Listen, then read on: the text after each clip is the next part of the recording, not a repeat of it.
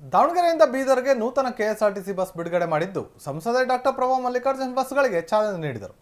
ಸಾರ್ವಜನಿಕರ ಬೇಡಿಕೆ ಮೇರೆಗೆ ಕೆಎಸ್ಆರ್ಟಿಸಿ ದಾವಣಗೆರೆ ಘಟಕದಿಂದ ದಾವಣಗೆರೆ, ಜಗಳೂರು, ಉಜ್ಜಯಿನಿ, ಕಲಬುರಗಿ, ಬೀದರ್ ಮಾರ್ಗಕ್ಕೆ 2 ರಾಜಹಂಸ ಬಸ್ಗಳನ್ನು ಬಿಡುಗಡೆ ಮಾಡಲಾಗಿದ್ದು, ಈ ಬಸ್ಗಳಿಗೆ ಸಂಸದೆ ಡಾಕ್ಟರ್ ಪ್ರಭಾ ಮಲ್ಲಿಕಾರ್ಜುನ್ ಹಸಿರು ನಿಶಾನೆ ತೋರಿಸುವ ಮೂಲಕ ಚಾಲನೆ ನೀಡಿದರು.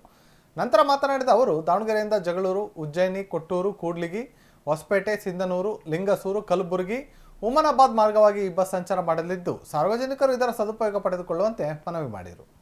ಇವತ್ತು ನಮ್ಮ ಕರ್ನಾಟಕ ರಾಜ್ಯ ರಸ್ತೆ ಸಾರಿಗೆ ನಿಗಮ ಮಂಡಳಿಯಿಂದ ನೂತನವಾಗಿ ರಾಜಹಂಸ ಸೇವೆ ದಾವಣಗೆರೆ, ಉಜ್ಜಯಿನಿ, ಕಲಬುರಗಿ ಮತ್ತು ಬೀದರ್ ರೂಟ್ನಲ್ಲಿ 2 ಹೊಸ ಬಸ್ನ ಚಾಲನೆ ಮಾಡಿದ್ದೀವಿ.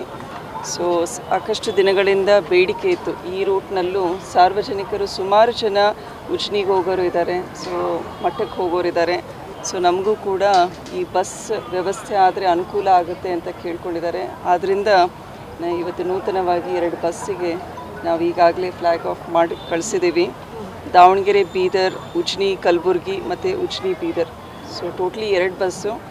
ಈ 2 ಬಸ್ಸೇ ಸೇಮ್ ರೂಟ್ನಲ್ಲಿ ಸಂಜೆಯಲ್ಲಿ 5 ಗಂಟೆಗೆ ಬಿಟ್ಟರೆ ಅಲ್ಲಿ ಸುಮಾರು ಬೆಳಗಿನ ಜಾವ 7:30 ಮುಟ್ಟುತ್ತೆ ದಾವಣಗೆರೆ, ಬೀದರಿಂದು. ಅದೇ ರೀತಿ